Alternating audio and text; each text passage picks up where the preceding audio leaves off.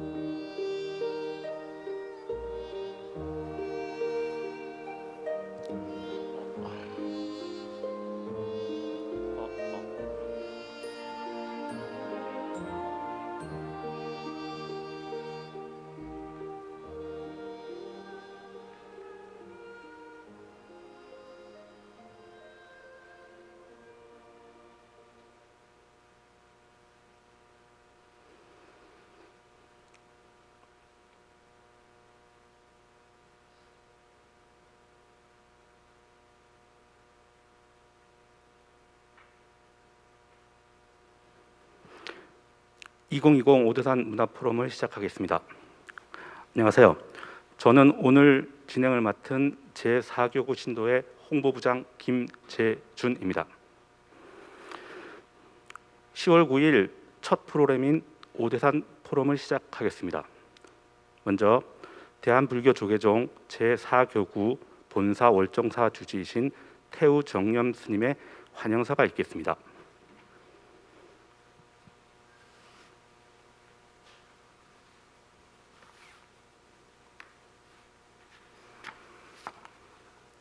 예, 반갑습니다. 이 산중에도 이제 가을이 한 발 한 발 깊어져서 만산 홍엽으로 변해가고 있습니다.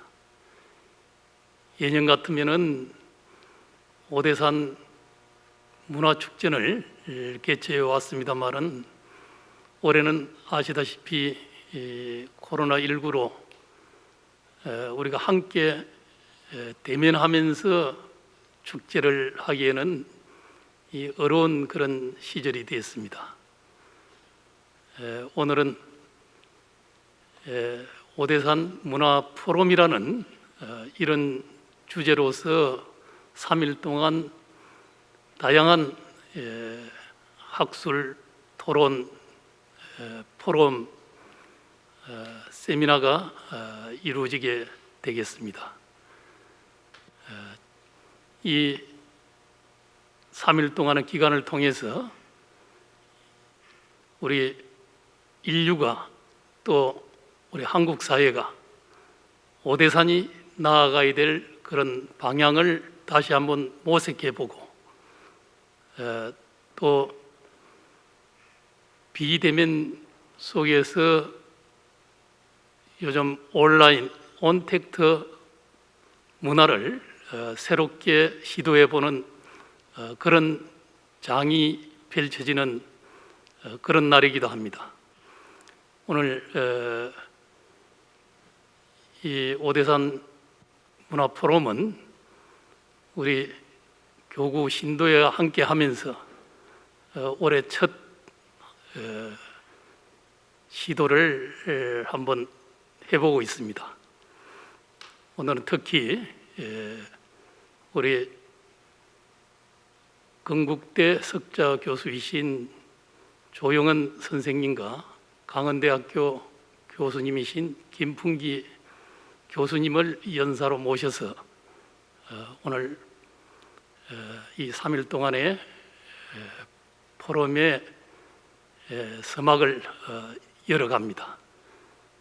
이 두 분 선생님은 아시다시피 고명하시고 또 널리 대중들께 한국 사회 또 우리 불교에 대한 그런 관점들도 간간히 피력을 하시면서 많은 우리 불자들과 더불어 국민적 인지도가 높으신 분입니다.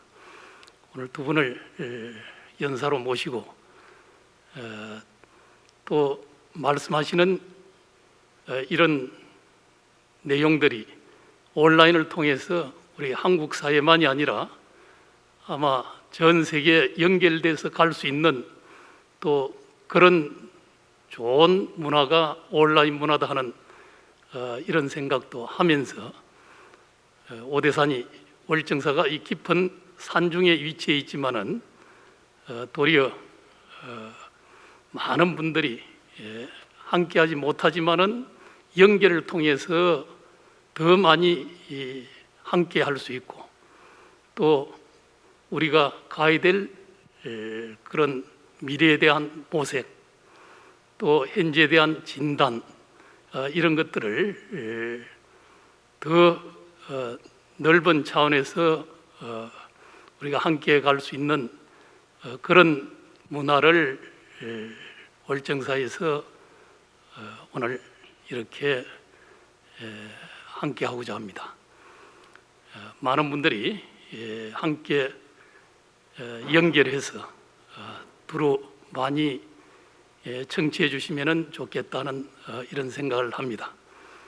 또 앞으로도 우리 교구 신도회와 함께해서 오대산 이 포럼을 잘 하나 이게 정리하고 또 의미 있게 만들어가는 그런 단초 또 시도가 되기를 바람하지 않습니다. 함께 해주셔서 감사드립니다. 감사합니다.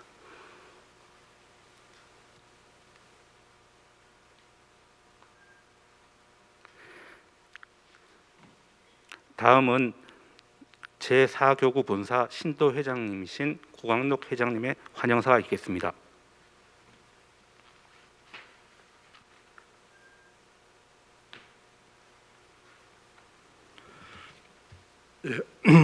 안녕하십니까. 4교구 신도회장 고광록입니다.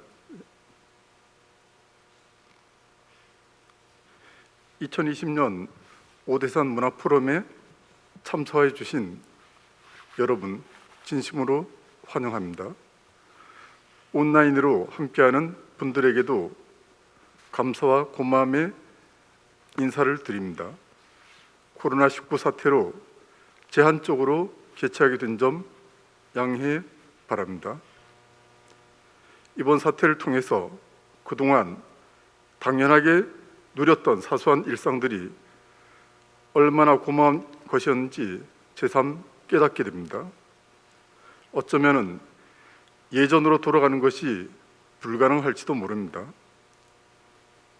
익숙한 과거는 더 이상 존재하지 않을 수도 있습니다. 새롭고 낯선 미래가 이미 예정되어 있습니다. 훗날 언젠가는 2020년 지금을 문명의 변곡점으로 평가할지도 모릅니다. 존경하는 불자 여러분, 저는 신도회장으로 취임한 이후 교구장 스님이신 태우정념 큰 스님으로부터 우리 사회의 미래에 대한 많은 이야기를 들었습니다.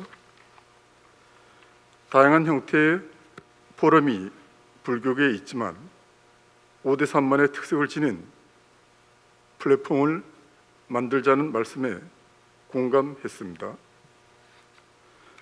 교장 선생님께서는 종교에 구애받지 말고 주제를 망라하여 여러 사람들의 생각을 모으자고 했습니다. 오늘 녹색 오대산에서 길을 묻다 포럼이 새롭게 내딛는 첫 걸음이 될 것입니다. 오대산을 사랑하는 여러분, 전 세계는 하나의 망으로 연결되어 있습니다. 더 이상 개별화된 존재로는 살 수 없습니다. 함께하지 않으면 다 무너진다는 것을 이번 코로나 사태가 여실히 보여주고 있습니다. 새로운 거버넌스 구축이 필요한 때입니다. 국가와 사회, 지역, 공동체가 함께 협력하면서 생존할 수 있는 방안을 찾아야 합니다. 이런 차원에서 정부에서도 그린 뉴딜 정책을 추진하겠다고 발표했습니다. 이제는 자연 환경이라는 명제에만 매달려서도 안 되고 경제 성장만이 답이라고 고집해서도 안 됩니다. 오대산은 전남 숲길만 좋은 것이 아닙니다. 단풍도 아름답습니다. 공전의 지혜는 이와 같아야 합니다. 내가 아는 것만이 전부가 아니고 남이 본 것도 받아들여야 지속 가능한 제도와 정책으로 만들어질 수 있습니다. 녹색은 사람의 눈에 가장 안정감을 주는 색깔이라고 합니다. 산에서 기운을 받듯 오늘 포럼의 재충전의 시간이 되었으면 좋겠습니다. 모두에게 행복을 주는 소중한 시간이 되기를 두 손 모아 기원합니다. 감사합니다.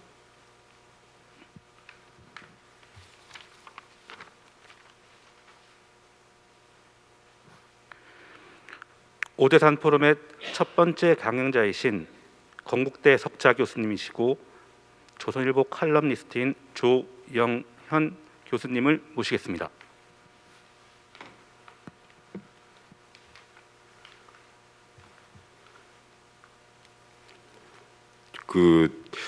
우리가 그 일제 때 굉장히 그 비전이 없을 때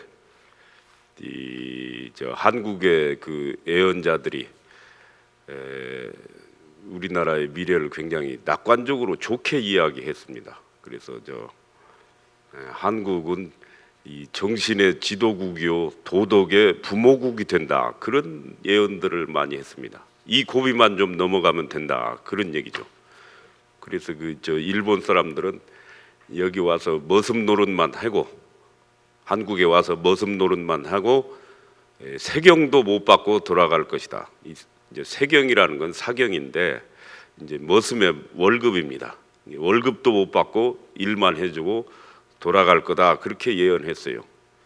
그때 당시에 대동아 전쟁 만렵에 한국의 식자층들은 전부 일본이 한 100년간 지배할 걸로 생각했죠. 그래서 다 친일로 붙었습니다.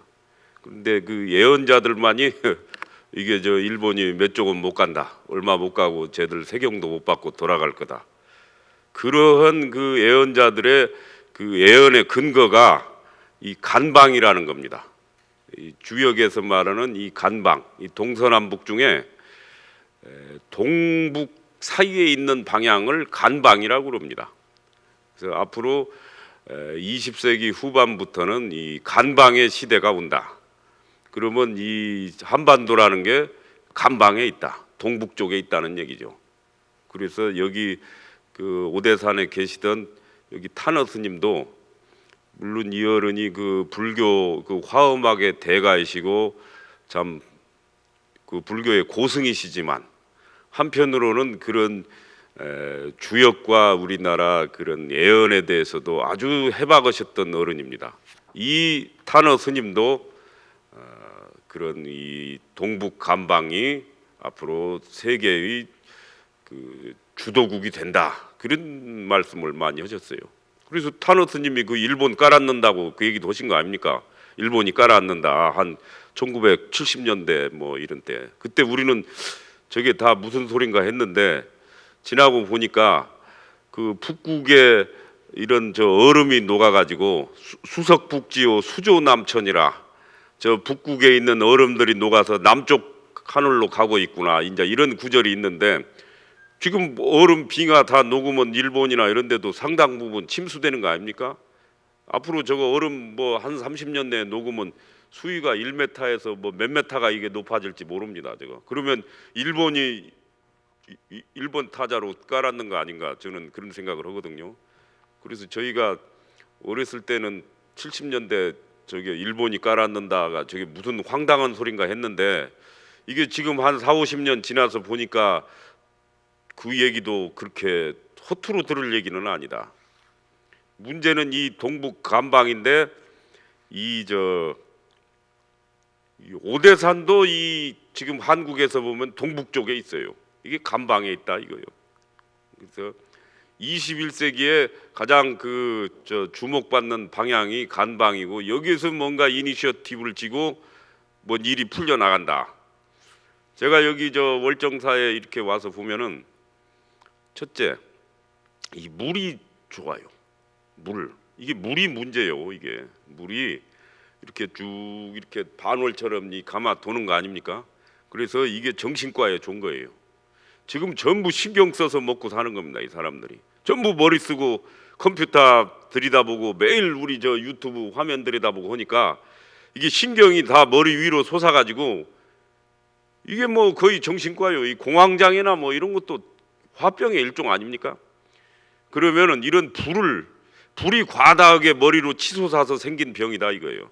이걸 끄는 데는 제가 볼 때는 이 월정사 같이 이렇게 물이 쭉 감아 도는 데 있으면 자연히 그 물의 기운을 받아서 이 화기가 내려간다 이겁니다.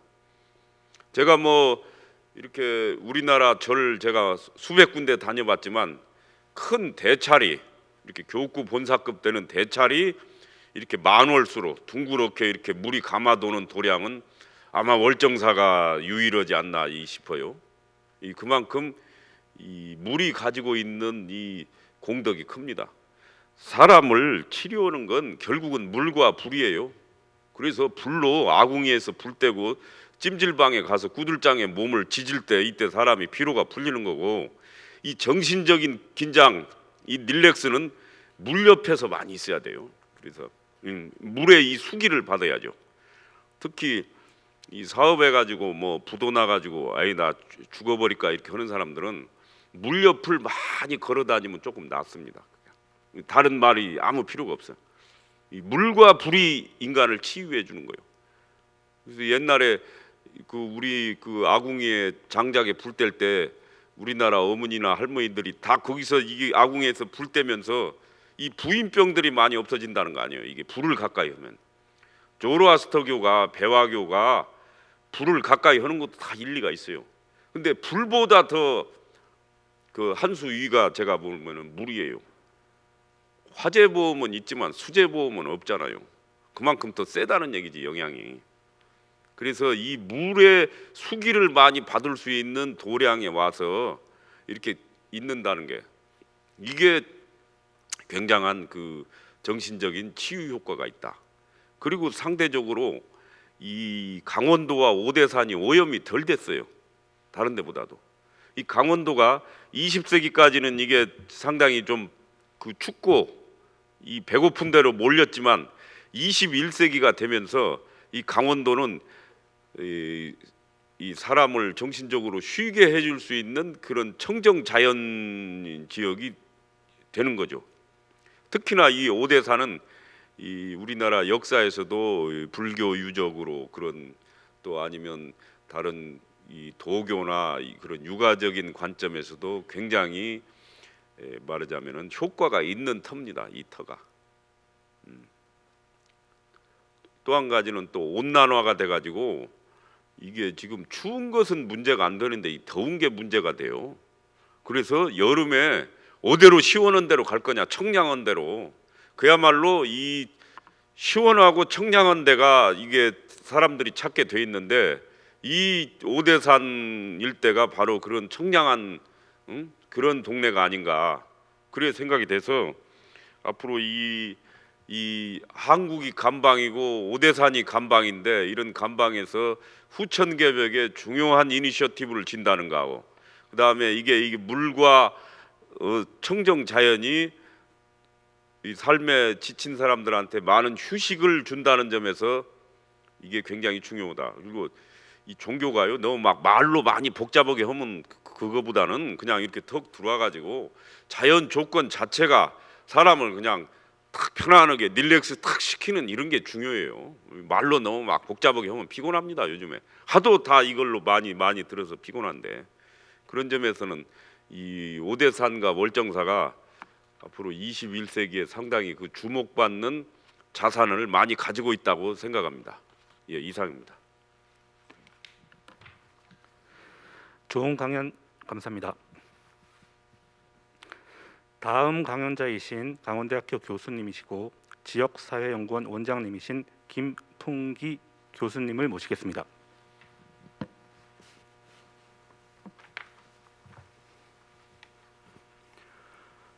예, 강원대학교에 있는 김풍기입니다. 인사드리겠습니다.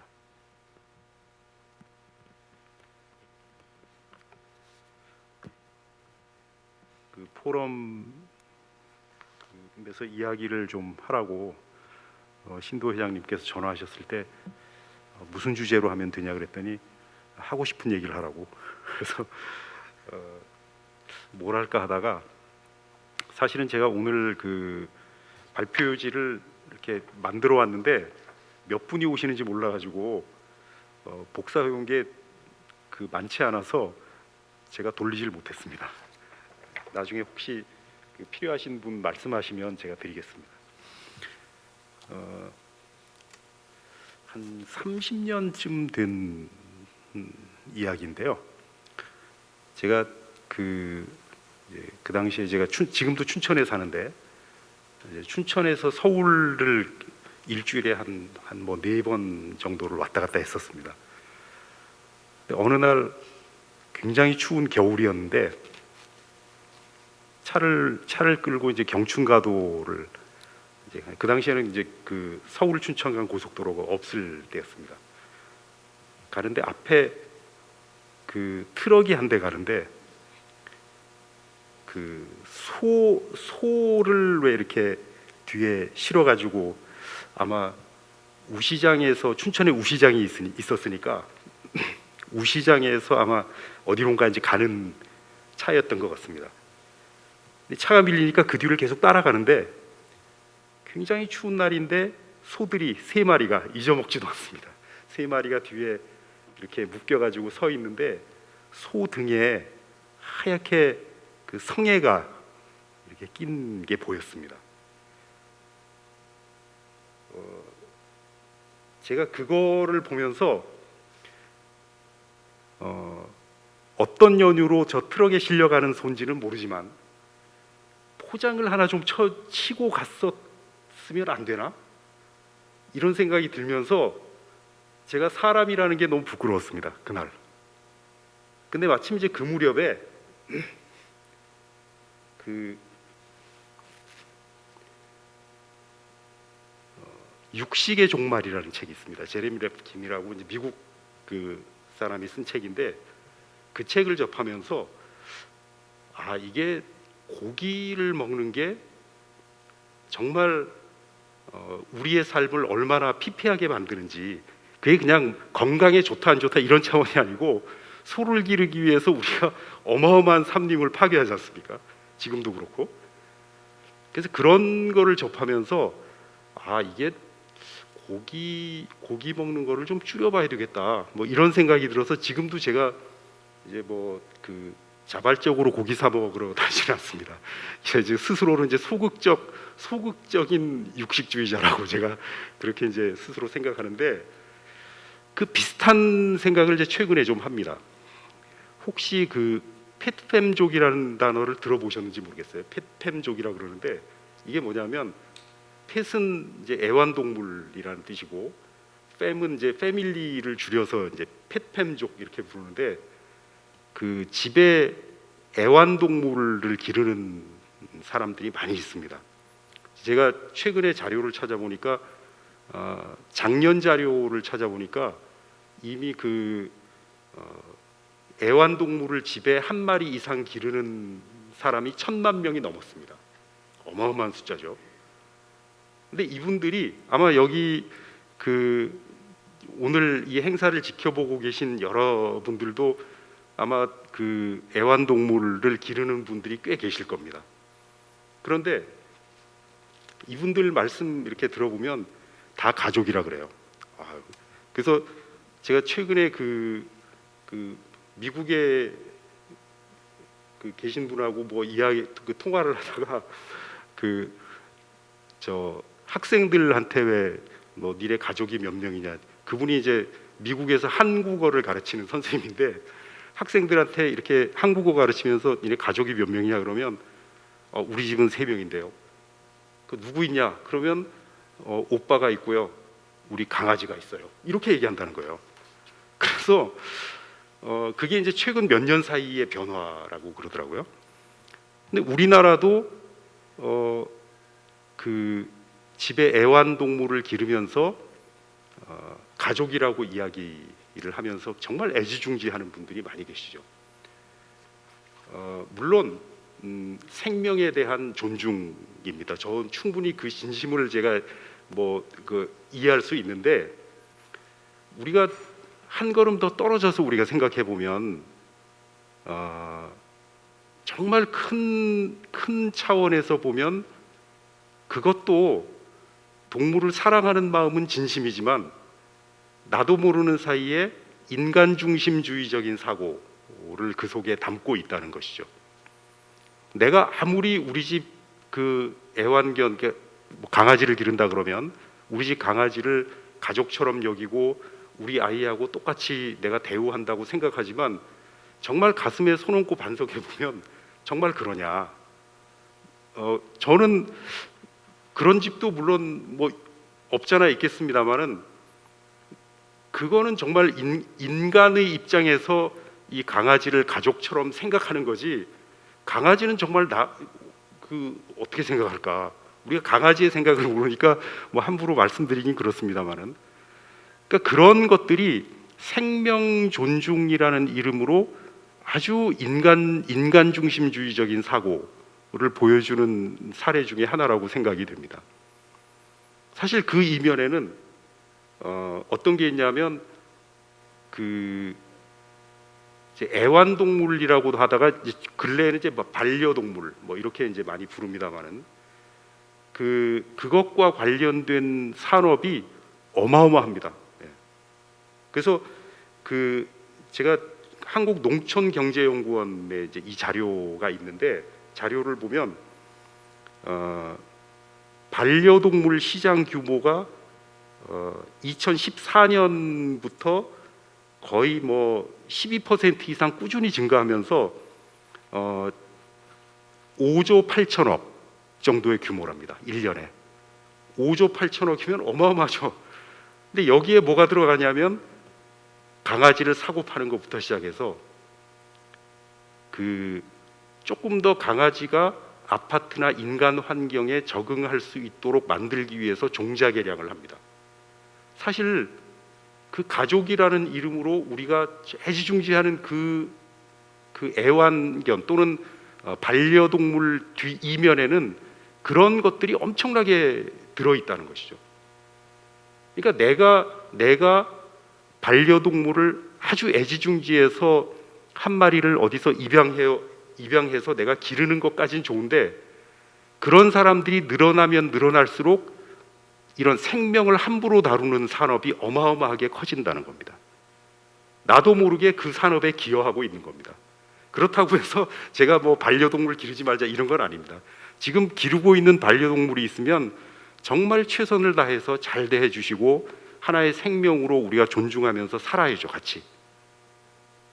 그러나 그 이면에 들어있는, 예컨대 아까 5조 8천억이라 그랬지만 거기에 반려동물이 먹는 음식류 있죠. 그걸 이제 펫푸드라 그러는데, 펫푸드 같은 경우에는 그것만 따져도 1조 5천억이에요.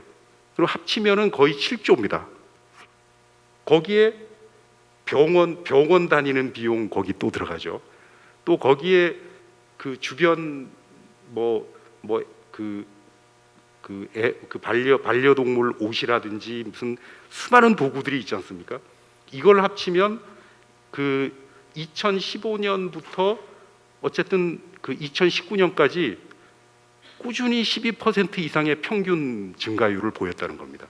그러면 지금 그 규모가 1년에 10조 가까이 된다는 거예요. 그러니까 그게 내가 정말 한 동물을 아껴서 정말 한 생명으로 존중해서 그렇게 사는 것은 사는 거지만 그런 사람들이 늘어나면 늘어날수록 생명 파괴 현상은 훨씬 더 심화된다는 이 아이러니 속에서 우리가 살아가고 있습니다. 자, 그런데 제가 왜 이제 오늘 제가 인간 중심주의를 이제 말씀드리려고 하는 건데요. 그 인간 중심주의가 사실은 어찌 보면 당연할 수도 있습니다. 모든 종들은 다 자기 중심으로 살죠. 개는 개 중심으로 살고 사람은 사람 중심으로 살고 호랑이는 호랑이 중심으로 세계를 이해하고 살아갑니다. 그거는 당연한 건데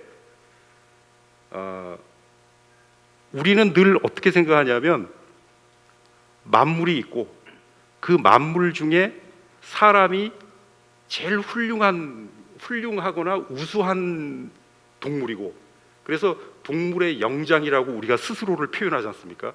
굉장히 낯뜨거운 표현이죠. 나를 굉장히 높이는 표현이에요. 그게. 근데 어쨌든 동물의 영장이라고 표현하면서 수많은 동물 중에 인간이 최고고 또 인간 중에서도 또 계급을 나눠서 누가 또 우수하고 또 그 중에서 또 누가 우수하고 이런 그 계층적인 사고 같은 것들이 우리가 알게 모르게가 아니라 뭐 어떤 경우에는 노골적으로 이제 그런 것들을 이야기를 합니다. 근데 그런 이제 그런 것들을 이제 수형도적 사고, 그러니까 나무가 이렇게 올라가면 맨 꼭대기가 있지 않습니까? 꼭대기에 누군가가 존재하는 이 결국은 밑에 수없이 많은 그 개인들이 있지만 이 개인들을 따지고 이렇게 막 줄이고 올라가서 그 마치 이상형 올림픽 하듯이 누구와 누구 중에 누가 좋아요? 이러면 한 사람 선택하고 이렇게 올라가면 결국 끝에 한 사람이 남는 이런 구조 속에서 우리가 살아왔고 여전히 우리는 그런 생각으로 세계를 이제 해석을 합니다. 그런데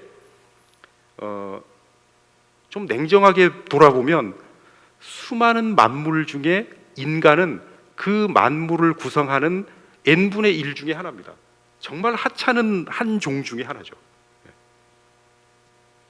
그 만물을 구성하는 아주 작은 그 한 종에 불과한데 우리는 마치 그 지구가 또는 우리가 살아가는 세계가 인간 중심으로 만들어졌다고 생각하고 살아왔습니다. 그거는 사실은 동서양을 막론하고 다 똑같은 사고 방식으로 이제 살아왔던 것이죠. 그러다 보니까 어떤 문제가 생겼냐면 지금 이제 우리가 뭐 기후 위기라는 말까지 쓰지 않습니까? 이거는 뭐 여러 그 기후학자들이 최근에 굉장히 그 강조했듯이 정말 위기입니다. 이건 몇십 년 안에 우리가 닥칠 위기의 문제인데 결국 인간 중심적인 사고 방식으로 살아온 그 일종의 업보라고 생각이 돼요. 그럼 그런 것들을 어떻게 넘어설 것인가? 이제 이런 문제를 가지고 많은 이제 연구자들이 최근에 새로운 이야기들을 많이 합니다. 그러면서 그 이야기하는 것 중에 하나가 그 아까 말씀드린 것처럼 수많은 만물들이 존재하지만 셀 수 없는 만물들이 존재하지만 인간이 거기에 주인이 아니고 그냥 그 중에 하나다라고 하는 생각을 좀 끝까지 밀고 나가보자 이런 이야기를 합니다. 그래서 그 제가 이제 그런 것들을 손쉽게 이제 설명하는 방식으로 그런 얘기를 합니다. 그 제가 여기 치아 중에 3개가 의치입니다. 의치. 그러니까 이 치아에 문제가 생겨서 바꿨는데 이거는 원래 제가 태어날 때부터 가지고 있지 않은 물질이죠. 이게 그냥 사물입니다. 생명도 아니고 그냥 사물인데 이게 어느 날 제 입속에 들어와서 딱 자리를 잡고 처음 며칠은 이게 불편합니다. 그러다가 일주일 지나고 열흘 지나고 한 1년쯤 지나면 이 원래 내 것이 아니었던 사물이 어느새 그냥 내 몸의 일부로 내가 생각하고 살아가게 됩니다. 이 말은 뭐냐면 이미 인간과 인간 아닌 것 사이의 경계가 사라지는 시기에 우리가 살고 있다는 것이죠. 예전에도 그랬고 지금도 그랬지만 훨씬 더 지금이 예전에 비해서 그런 그 속도가 가속화되고 있다는 겁니다. 그런 것들을 이제 아까 교구장 스님께서 이제 그 연결망, 관계 이런 말씀을 하셨는데 저도 이제 사실 오늘 공교롭게 써온 주제가 그겁니다. 관계에 의해서 그걸 이제 뭐 불교식으로 말하면 이제 아마 인연에 의해서 이제 잠시 합쳐졌다가 인연이 닿으면 사라지는 이제 이런 방식의 이야기일 텐데 그 속에 그 관계와 관계 속에 나라고 하는 생각이 없지 않습니까? 그게 이제 우리가 아마 그 절에서 매일 그 독송하는 금강경에 보면 그 아상, 인상, 중생상, 수자상 이걸 없애야 된다고 끊임없이 거기에 얘기합니다. 그러니까 뭐 그 뒤에는 말할 것도 없지만 아상이라고 해서 나라고 하는 생각이 없다는 게 굉장히 중요한 것이죠. 근데 이게 불교를 공부하지 않은 서양의 최근의 그 연구자 학자들 예컨대 그 뭐 브리노 라토르라든지 뭐 그 최근에 이제 그 21세기 초의 사상을 이끌고 나가고 있다고 생각하는 사람들이 그런 이야기들을 합니다. 이분들이 불교를 공부한 적도 없고 그냥 지금의 상황을 어떻게 넘어설 것인가를 고민하다 보니까 인간이 그 주도해왔던 인간 중심의 세계가 결국은 이렇게 어려움에 처한 것으로 결과가 나지 않았냐. 이걸 어떻게 넘어설 거냐. 그러다가 이제 나온 게 그 신유물론이고 신유물론은 막스의 유물론하고는 전혀 다른 방식의 정말 물질로 다 이루어져 있고 그 물질과 생명이 동등하게 투표로 치면 한 표씩 행사하는 게 이 세상이라는 겁니다. 우리 집 강아지도 한 표고 저도 한 표라는 거죠. 근데 문제는 이렇게 가면 그 사이에 뭐가 빠지냐면 생명과 생명 사이의 배려, 자비 이런 것들이 빠져버립니다. 그런 것들이 굉장히 문제인데 그거를 어떻게 넘어설 건가? 저는 그게 이제 불교가 새롭게 기여할 수 있는 지점이라고 봅니다. 불교는 요소와 요소가 만나서 수많은 요소들이 만나서 인연에 의해서 관계를 맺으면 지금 우리의 형상, 우리의 세계처럼 보이지만 이 인연이 사라지면 그냥 또 다른 것들로 그러니까 사라지니까 나라고 하는 존재가 그 사이에 스며들지 않도록 만드는 그런 굉장히 흥미로운 그 논리 구조를 갖고 있습니다. 그러면서 거기에 자비심 내지는 배려, 사랑 이런 것들이 함께 들어있죠. 그러니까 그게 서양 사람들이 정말 이해하기 힘든 거라고 많이 이야기하는데 관계와 관계가 있는데 어떻게 거기에 1대1로 치면은 자비나 사랑이 끼어들 수 있냐 이런 얘기를 많이 하거든요.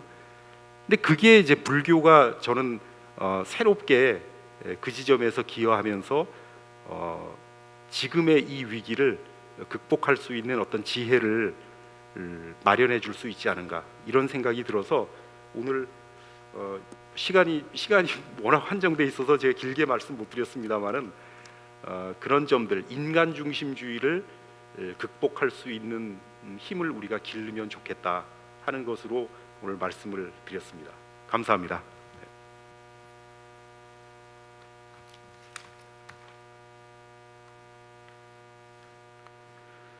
오늘 좋은 강연을 해주신 조영현 교수님과 김풍기 교수님께 다시 한번 감사의 말씀을 드립니다.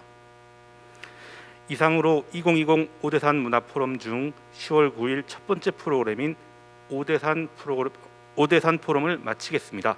감사합니다.